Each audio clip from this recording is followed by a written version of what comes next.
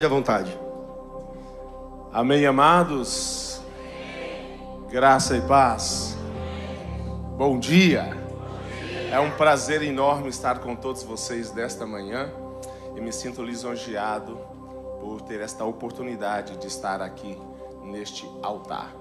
Mas eu não vou começar antes de apresentar a minha esposa, porque eu sempre digo, nem Salomão, em toda a sua glória, teve uma esposa como a minha. Por favor, uma salva de palmas, por gentileza.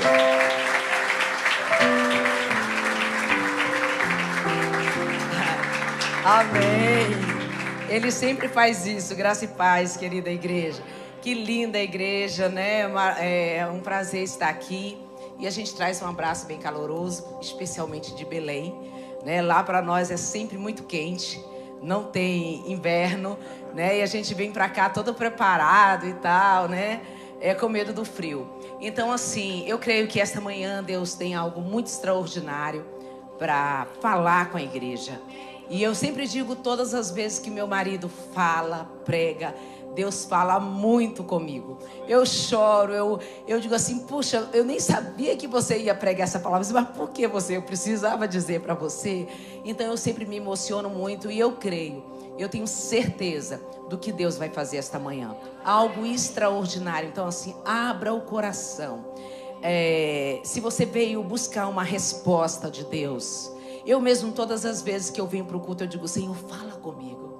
Responde as minhas inquietudes. Então eu creio que hoje o Senhor vai fazer coisas muito grandes. Muito obrigada, gente. Aleluias.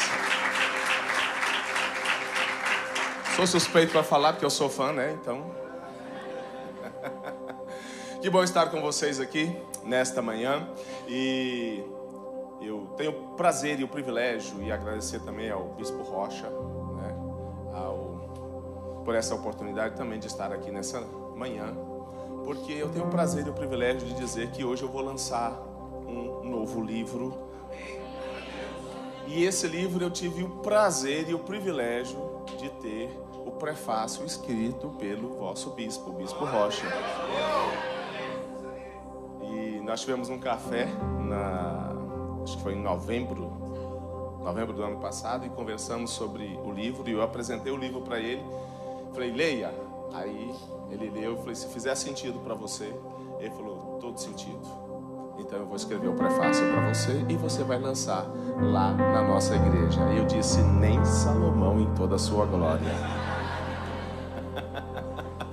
E aqui estamos nesta manhã, e eu quero trazer para vocês que é algo que nós vamos falar já de dentro do livro, né?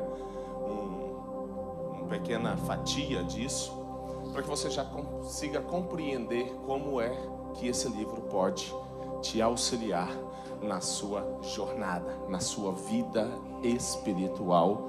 E não só a espiritual, é porque ela é a principal, mas depois vem todas as cadeias.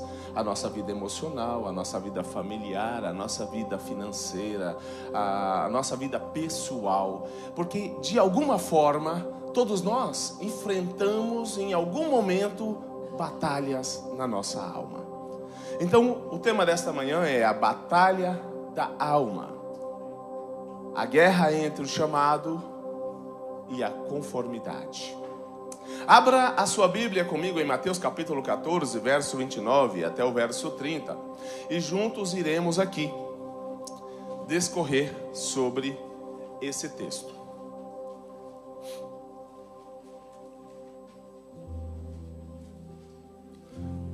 Gostei? Me senti estimulado, tá? Quem encontrou, diga, eu vou para o céu. Aleluias. O texto vai dizer, e ele disse, vem. E Pedro, descendo do barco, andou sobre as águas para ir ter com Jesus. Mas, sentindo o vento, ou observando o vento, teve medo e começou a afundar. E aí ele clamou, dizendo: salva-me, Senhor. A primeira coisa que eu quero que você compreenda neste texto é que não foi o diabo que atrapalhou ele. Não foi a falta de fé que atrapalhou Pedro. Porque ele creu para descer, sim ou não? Sim. E ele começou a andar, sim ou não? Sim. Ele já estava vivendo o extraordinário, sim ou não? Sim. O que de verdade atrapalhou Pedro foi a perder o foco. E ao perder o foco, ele teve medo. A nossa batalha, a maior guerra que o cristão enfrenta, e ela sempre será travada dentro da alma. Não é do lado de fora, é do lado de dentro. Porque a alma é o lugar onde reside todos os nossos sentimentos, nossos pensamentos, nossas memórias, nossas decisões, nossas emoções, nossos desejos. E que por vezes é exatamente isso que tira o nosso foco, porque nos aponta para caminhos que não deveríamos estar olhando. É onde o céu encontra a resistência. E muitas vezes o inferno encontra as brechas. É na alma. É por isso que precisamos vencer esta batalha. Precisamos estar bem estruturados no Senhor espiritualmente, mas emocionalmente também firmados. Porque as brechas acontecem exatamente nessa parte, é neste momento, é nessa circunstância. Se você olhar e lembrar comigo, você vai se lembrar de Jó.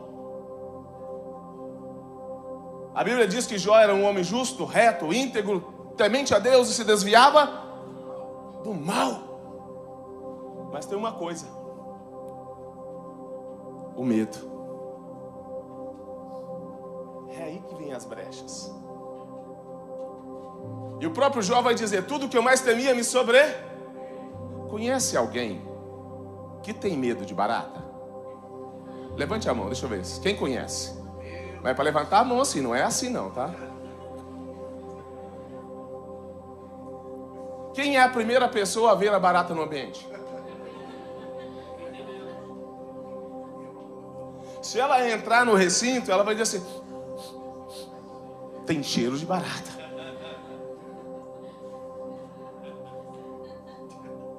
Ela se arrepia e diz: tem barata aqui.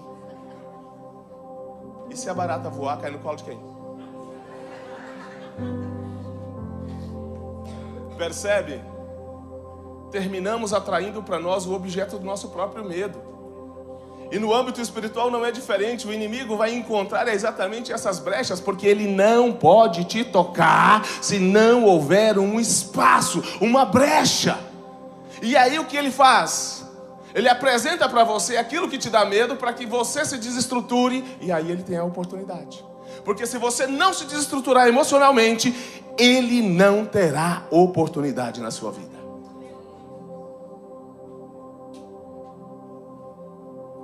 Então hoje, Deus quer nos tirar da zona. Eu não gosto de falar a palavra zona de conforto, porque nem sempre ela é confortável. Eu gosto de falar que ela é uma zona de conformismo, porque nós estamos conformados e não confortados. É como alguém que carrega uma pedra no pé, entre o sapato e o seu pé. Por um bom tempo ele acostumou com aquilo. Não é confortável, mas está acostumado. E vai se levando a vida desta forma. Então nós vamos aqui caminhar por 3 etapas desta batalha. A primeira dela é o barco. O barco aqui vai representar a zona de conformismo da nossa alma.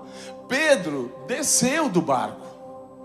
E isso aponta, amados, ou representa pelo menos para a nossa alma, aquele ambiente confortável, aquele ambiente de controle, aquele ambiente de segurança, aquele ambiente de desculpas que nós já estamos acostumados a dar para nós mesmos.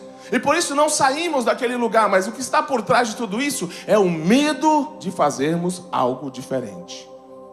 Alguém já ouviu aquela frase? Que nós temos medo do novo? Mas eu vou dizer para vocês, nós não temos medo do novo. O que nós tememos mesmo é o velho. Como assim, pastor? Eu explico. Se eu garantir para você que no seu novo empreendimento você não vai falhar, você não vai errar, não vai passar por vergonha, não será humilhado, você teria medo? Então o seu medo não é do novo, o seu medo é de ter vergonha, o seu medo é de falhar, o seu medo é de errar. Sabe por quê? Porque você já sentiu isso na alma lá atrás, em algum momento da sua vida, e você não quer viver aquilo novamente. Então o seu medo real não é do novo, o seu medo real é do sentimento velho que você não quer viver novamente. E quando o inimigo sabe disso, ele vai te prender e vai te paralisar. Porque ele vai ficar apresentando para você as possibilidades negativas que você não quer viver. E por isso você não dá o passo. Diga para quem está do seu lado, em nome de Jesus, nesta manhã, você vai descer do barco. E você vai andar sobre as águas. Porque o novo na sua vida não será mais motivo de medo, mas um motivo de vitória e de conquista. Dê uma salva de palmas a esse Deus.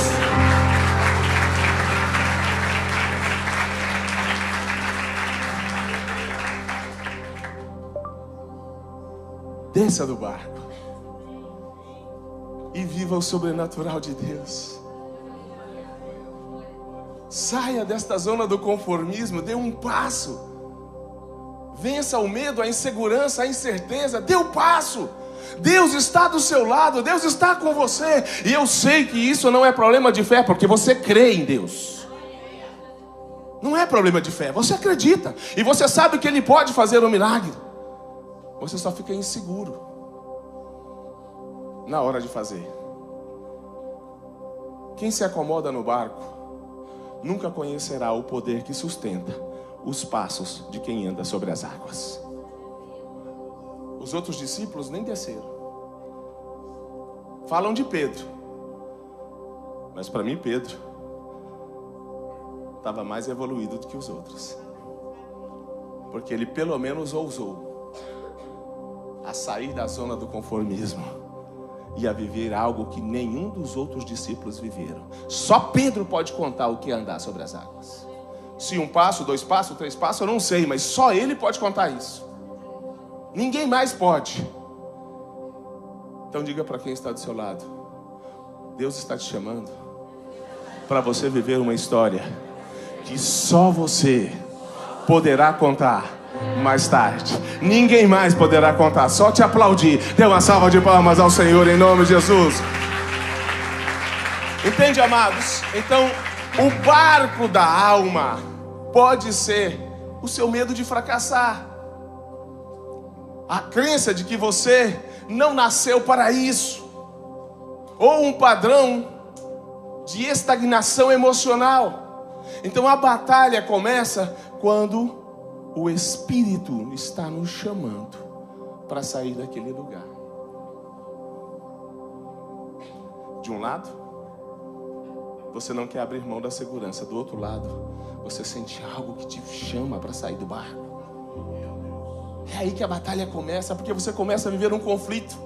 Vou ou não vou, faço ou não faço, dou passo ou não dou passo, eu entro ou não entro. E aí o tempo vai passando, os anos vão passando, os dias vão passando. Mas Deus tem uma promessa, o Espírito está me chamando, mas você não chegou lá ainda porque não deu passo. Sim, Deus tem uma promessa para todos nós. Mas por que eu não cheguei lá ainda? Porque não deu passo.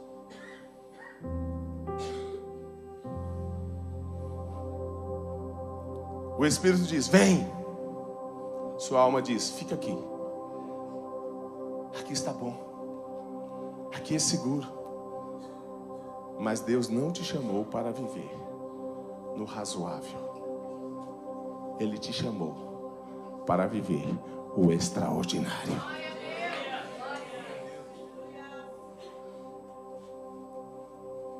Segundo, é o desejo. O desejo é o clamor que existe dentro de nós por algo novo. por algo diferente. Em Mateus 14, versículo 28, Senhor, se és tu, manda-me ir ter contigo.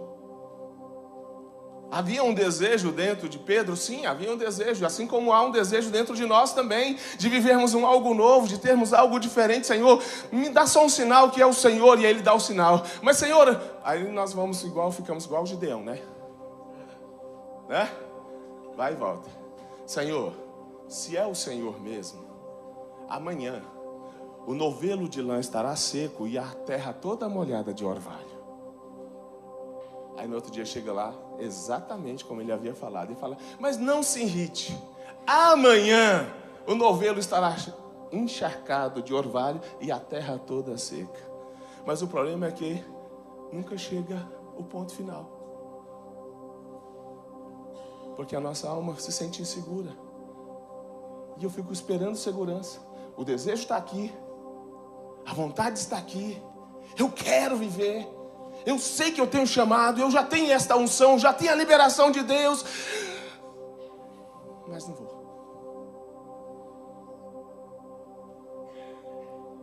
Quantos de nós não vivemos em muitos momentos das nossas vidas, em muitas áreas das nossas vidas, exatamente assim?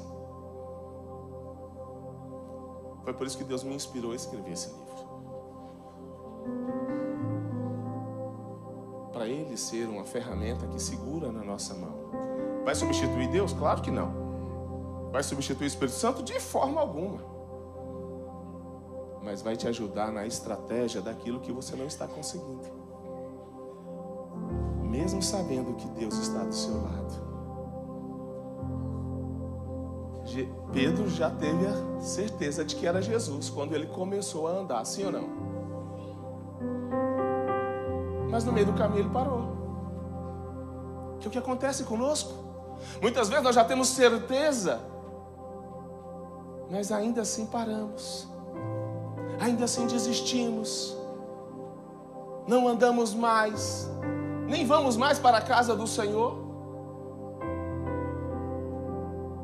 e vamos abrindo mão. Porque enquanto eu sei que é Deus, eu não sinto segurança para fazer. E aí eu começo o conflito. É aí que está a batalha. Quem aqui conhece a história da chinela virada? Chinela virada é aquela, chinela virada, minha mãe vai morrer, vai machucar, vai sofrer. Conhece? Quem conhece? Só para eu saber aqui. Ok. Você cresceu e tem certeza que a chinela não faz? Mas quando você vê uma chinela virada, aquela sensação, aquele desconforto, aquela coisa que cresce dentro, você chega a dizer assim, eu sei que não acontece nada, mas... Entendeu? Isso é para você entender como que é a batalha da nossa alma. Você sabe que Deus está na causa, você sabe que Deus pode, você sabe que Deus é contigo, você sabe que Deus te chamou, você sabe que a unção está sobre você, você já sabe da promessa, você já visualizou a promessa, mas aqui dentro continua me deixando inseguro. E aí o que acontece? Eu não faço. Ou eu faço o que não era para fazer. Desviro a chinela. Percebe, amados? O primeiro passo rumo ao milagre, sim, é o desejo de viver acima da média. Mas ele não será tudo se isso não for superado.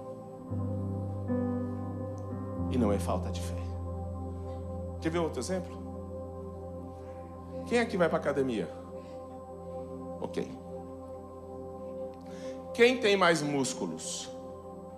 Um halterofilista ou alguém que não vai para a academia? Quem tem mais músculos? Na verdade, todos têm o mesmo músculo. O tríceps, quem vai tem, quem não vai tem também. Senão o braço não movimentava. Agora, de quem é mais visível, aí sim, é de quem vai para a academia, porque exercita o músculo. Então diga para quem está do seu lado, você tem fé. Mas você quer que ela fique robusta, visível, aparente. Exercite ela no nome de Jesus. Em nome do Senhor, vença a batalha da sua alma. Desça do barco, tenha o desejo, mas ande em direção.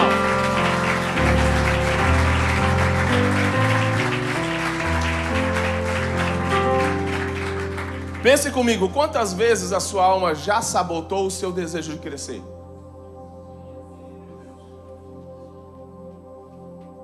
Quantas vezes você quis começar um negócio, mudar um padrão de comportamento, viver algo novo em Deus, e a sua alma te sabotou? Quer ver um exemplo disso? Moisés era um grande líder, sim ou não? Tinha uma intimidade com Deus que ninguém tinha, sim ou não? Deus disse: com os profetas eu falo em sonho, mas com Moisés eu falo. Uau! Mas um dia a alma dele sabotou ele. E quando a nossa alma nos sabota, nós não conseguimos, apesar de saber, obedecer Deus na integridade da palavra. Deus disse: fale com a rocha e ela dará água. Mas a alma dele estava em conflito, ele estava irritado com o povo.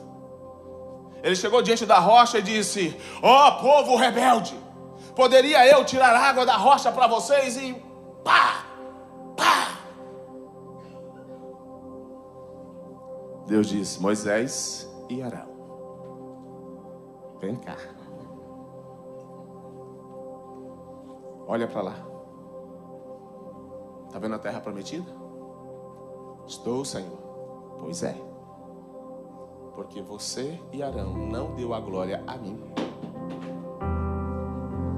Vocês não entrarão lá.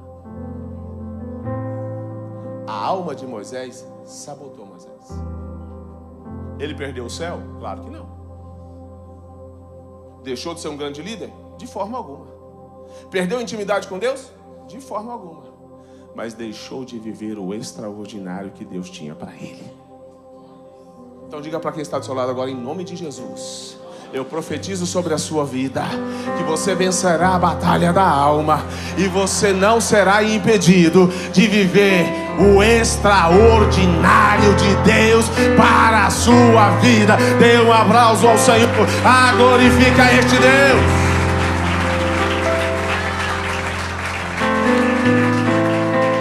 Muitas vezes a nossa alma está dizendo para nós: agora não, isso não é para você.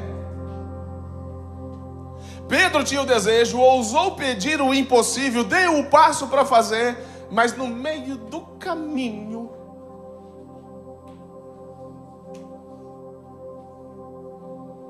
ele olhou para onde não era para olhar. E a alma dele balançou. Não foi o diabo que impediu Pedro de andar. Foi o medo dele. O próprio medo da sua própria alma. O medo é uma emoção que está em nós. E está por um motivo.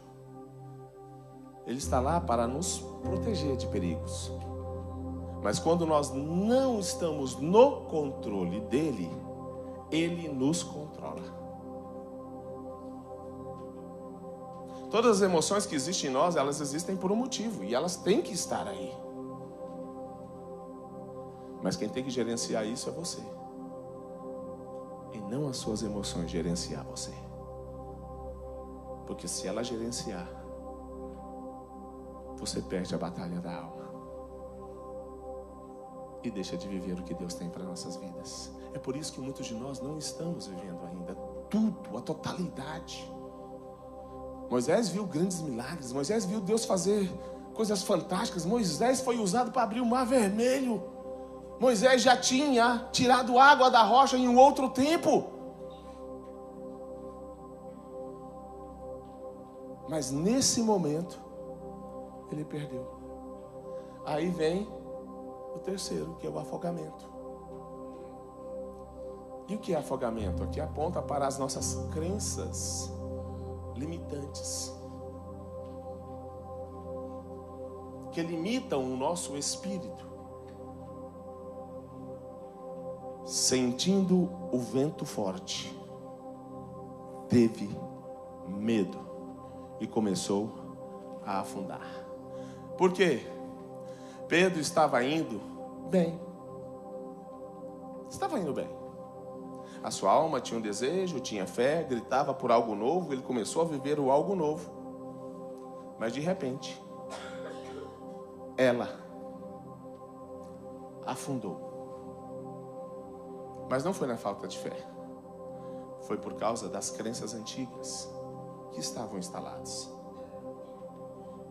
Não posso andar sobre as águas. Isso não é possível. Ele era pescador. Ele conhece as águas mais do que ninguém. Mas o que estava instaurado nele e estabelecido nele como crenças a respeito da água é: sem um barco ninguém anda.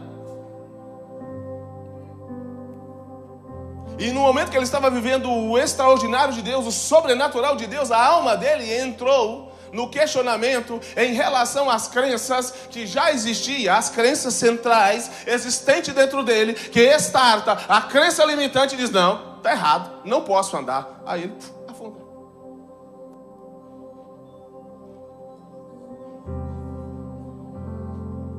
O que faz afundar, amados, não é a água. O que faz afundar são os pensamentos. Porque são eles que te convencem de que você não pode fazer isso. São seus próprios pensamentos que te convencem que você não pode prosperar. São seus próprios pensamentos que te convencem que você não pode ter uma família feliz. São seus pensamentos que te convencem que os seus filhos não estarão ao seu lado.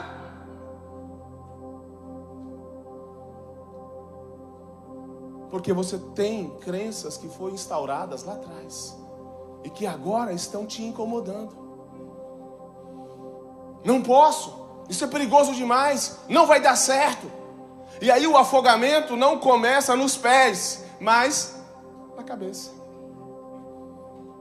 nos pensamentos, na alma cheia de crenças limitantes, que vai desativar a sua capacidade de obedecer a Deus sem questionar o que Ele está dizendo. É por isso que precisamos encontrar lógica para obedecer. Está errado, aí é o problema. Porque a minha lógica vai estar baseada nas minhas crenças já instauradas. E elas não têm a ver com Deus.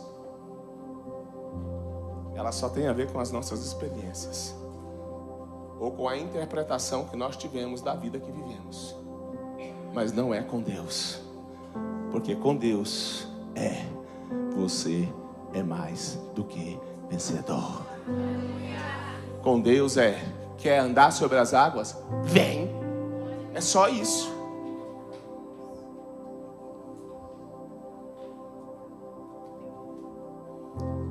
Quais são as vozes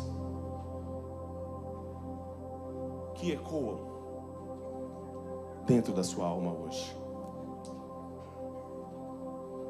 Você pode até andar alguns metros sob o milagre, mas se não vencer essas mentiras do passado, essas experiências da infância, ou a autossabotagem, você vai começar a afundar. E é quando nós entramos no desespero e dizemos: Deus. Ou começamos a dizer: então Deus não queria que eu viesse para cá. Ora, quando eu vim eu tinha certeza e convicção de que era para vir. Agora que estou aqui, comecei a olhar para o vento, comecei a olhar para a tempestade, começou a entrar o medo e agora já não tenho certeza mais. E agora já estou pensando até em voltar.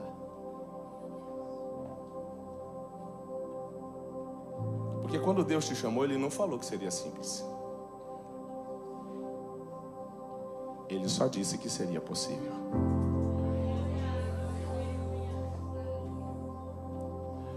Se for de Deus, vai dar certo. Mas isso não significa que você não enfrentará lutas. A gente tem um pensamento que vai de crença limitante lá atrás, que só é de Deus se não tiver problemas. Quem disse isso? Onde é que está escrito isso? Quem nos ensinou isso? Pelo contrário. Pelo contrário. A única coisa que Ele nos promete é: eu já venci o mundo. Então supõe-se que você se tornando uma alma com Cristo, porque a Bíblia diz que aquele que se une ao Senhor se torna um espírito com Ele. Então se Ele venceu, você também venceu.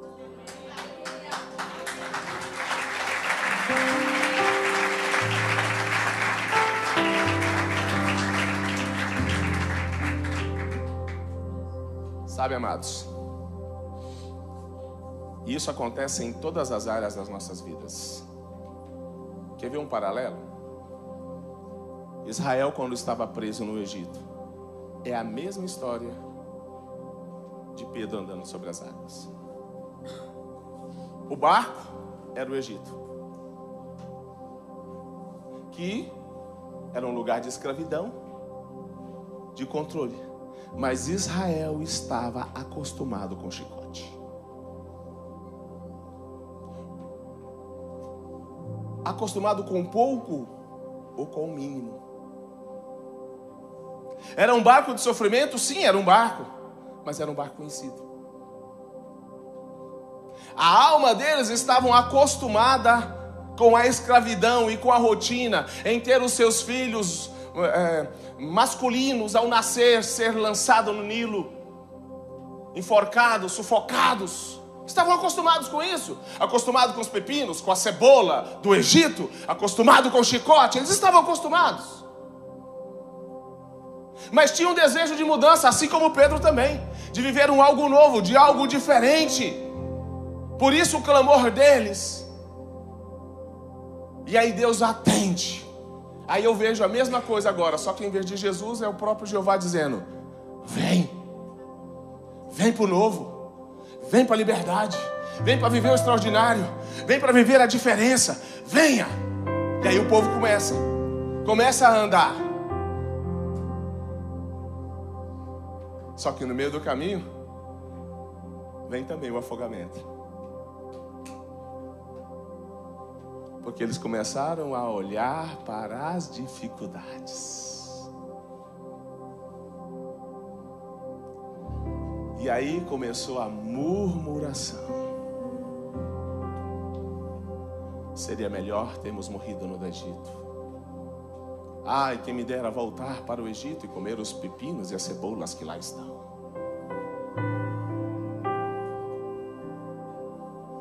A batalha da alma, amados, está em todos que têm uma alma. E elas se manifestam para cada um de nós em áreas e momentos diferentes da nossa vida. Mas infelizmente todos nós temos que enfrentar isso. E fugir disso não vai resolver. O único caminho é vencê-la. E muitos daqueles que saíram do Egito não chegaram na terra prometida, porque se afogaram no meio do deserto. Mas o que Deus tem para nós, e eu creio que Deus me chamou para este tempo, exatamente para trazer esta mensagem, esta palavra aos corações. Porque Deus não quer que nenhum dos seus filhos se afoguem mais, mas que viva o extraordinário e chegue do outro lado, entre na terra prometida, entre na promessa, viva o extraordinário do Senhor. Não desista no meio do caminho, não pare a sua história, mas viva o que Deus tem estabelecido para você desde antes da fundação do mundo, porque Ele te chamou, Ele te conheceu e te viu no nome do Senhor dos Exércitos. Hoje o Espírito Santo te pergunta: onde está a sua alma? Ela está presa no barco da estagnação? Ela está gritando por algo novo? Ou está afundando nas mentiras que você acreditou por toda a sua vida? Não é sua culpa, você ouviu isso. Mas é sua responsabilidade romper com isso. As mentiras que te contaram não é sua culpa. Você só simplesmente recebeu e passou a acreditar nelas. Ok. Mas é sua responsabilidade romper com isso. Israel passou 430 anos escravos. A única coisa que Israel conhecia era isso. Não é culpa deles, mas era a responsabilidade deles. Quando começaram a viver o extraordinário de Deus e a ver os milagres que Deus havia feito, a partir dali era a responsabilidade deles. Eles não pediram para nascer escravos, eles nasceram escravos. Foram criados como escravos. Tirar Israel do Egito foi fácil. Tirar o Egito de Israel é que não foi fácil.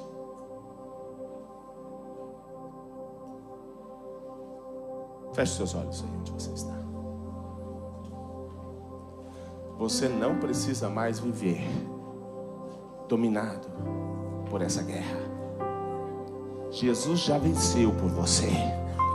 E hoje Ele te chama para fora do barco, para viver o sobrenatural, para reprogramar as suas crenças e dar a si mesmo a liberdade no Espírito, para viver o grande e poderoso poder de Deus na sua vida.